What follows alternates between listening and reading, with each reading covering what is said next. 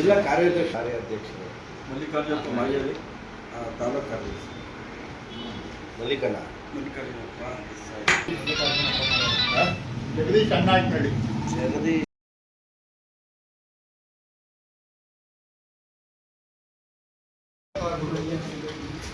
ಖಾಸಗೀಕರಣವನ್ನು ಮಾಡಬೇಕು ಅಂತ ಕೇಂದ್ರ ಸರ್ಕಾರ ರಾಜ್ಯ ಸರ್ಕಾರಗಳು ಸುದ್ದಿ ಟಿವಿ ಮಾಧ್ಯಮದಲ್ಲಿ ಕೇಳಿದ್ದಿತ್ತು. ಇದು ಎಸ್.ಎಂ. ಕೃಷ್ಣ ಸರ್ಕಾರ ಅವರಿದ್ದಾಗ ಖಾಸಗೀಕರಣ ಮಾಡೇ ಮಾಡ್ತೀವಿ ಅಂತ ಹಾಸನ ಜಿಲ್ಲೆ, ಮಂಡ್ಯ, ಚಾಮರಾಜನಗರ, ಆಮೇಲೆ ಚಿಕ್ಕಮಗಳೂರು, ಕೊಪ್ಪಳ ಇಷ್ಟು ಜಿಲ್ಲೆಗೆ ಮೀಟ್ರನ್ನ ಅಳವಡಿಸಿದ್ರು ಬೋರ್ಗಳಿಗೆ. ಪ್ರೊಫೆಸರ್ ನಂಜನಸ್ವಾಮಿಯವರ ನೇತೃತ್ವದಲ್ಲಿ ಜಿಲ್ಲೆ ಅಧಿಕಾರಿಯ ಕಚೇರಿ ಮುಂದೆ ಮೀಟ್ರನ್ನ ಕಿತ್ತು ಸುರಿಯ ಕಾರ್ಯಕ್ರಮವನ್ನು ಮಾಡಿದರು.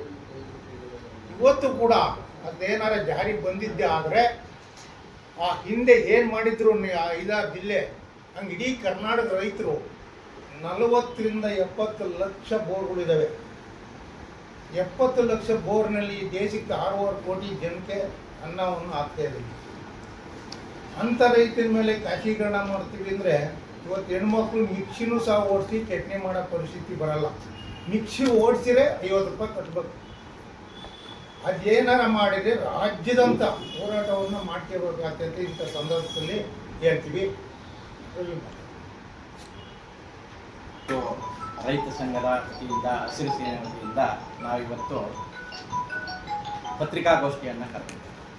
ಅದರ ಉದ್ದೇಶ KPTCL ಅಂದರೆ ಚೆಸ್ಕಾಮ್ ಮತ್ತು ಬೆಸ್ಕಾಮ್ ಈ ಥರ ಯಾವ ಕಂಪನಿಗಳಿದ್ದಾವೆ ಅವು ಖಾಸಗೀಕರಣ ಮಾಡಬೇಕು ಅಂತ ಕೇಂದ್ರ ಸರ್ಕಾರದವರು ಮತ್ತು ರಾಜ್ಯ ಸರ್ಕಾರದವರು ಈಗಾಗಲೇ ಕೆಲವೊಂದು ಪೇಪರ್ಗಳಲ್ಲಿ ನ್ಯೂಸ್ ಬಂದಿದೆ. ಅದು ನಮ್ಮ ರೈತರಿಗೆ ತುಂಬ ಕಷ್ಟಕರವಾದಂಥ ವಿಚಾರಗಳನ್ನ ಅದನ್ನು ನಾವು ಎದುರಿಸಬೇಕಾಗುತ್ತೆ ಮುಂದೆ ಒಂದಿನ ಖಾಸಗೀಕರಣ ಮಾಡಿದರೆ. ಅದಕ್ಕೋಸ್ಕರ ಖಾಸಗೀಕರಣವನ್ನು ನಾವು ಕೇಂದ್ರ ಸರ್ಕಾರ ಮತ್ತು ರಾಜ್ಯ ಸರ್ಕಾರ ಈ ಎರಡೂ ವಿರುದ್ಧವಾಗಿ ನಾವು ಇವತ್ತು ಪತ್ರಿಕಾಗೋಷ್ಠಿ ಯಾವುದೇ ಕಾರಣದಿಂದ ಖಾಸಗೀಕರಣ ಮಾಡಬಾರ್ದು, ರೈತರಿಗೆ ತುಂಬ ಅನ್ಯಾಯ ಆಗುತ್ತೆ.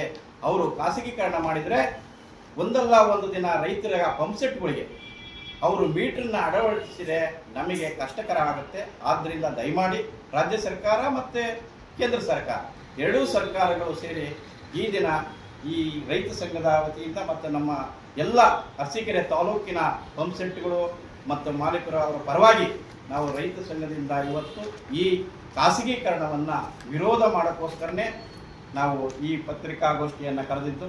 ಅದಕ್ಕೋಸ್ಕರ ದಯಮಾಡಿ ಎಲ್ಲರೂ ಸಹ ಪತ್ರಕರ್ತರು ಸಹಕಾರ ಕೊಟ್ಟು ಇದನ್ನು ಸ್ಟೇಟ್ ನ್ಯೂಸ್ ಮಾಡಬೇಕು. ಖಂಡಿತವಾಗಿ ಇದು ಈ ಒಂದಲ್ಲ ಒಂದು ದಿನ ಖಾಸಗೀಕರಣ ಬಂದರೆ ನಾವು ರೈತರು ಯಾವುದೇ ಬೋರ್ಗಳು ಓಡಿಸೋಕ್ಕಾಗ್ದಲೇ, ಹಣವನ್ನು ಕಟ್ಟೋಕ್ಕಾಗ್ದಲೇ ಅವ್ರನ್ನ ರೈತರು ಜಮೀನನ್ನು ಹಾಳುಬಿಟ್ಟು ಎಲ್ಲ ಹಾಳಾಗಿ ಹೋಗ್ತದೆ ಅನ್ನೋ ಒಂದು ಉದ್ದೇಶಕ್ಕೋಸ್ಕರ ಈ ಪತ್ರಿಕಾಗೋಷ್ಠಿಯನ್ನು ಕರೆದಿದ್ದು.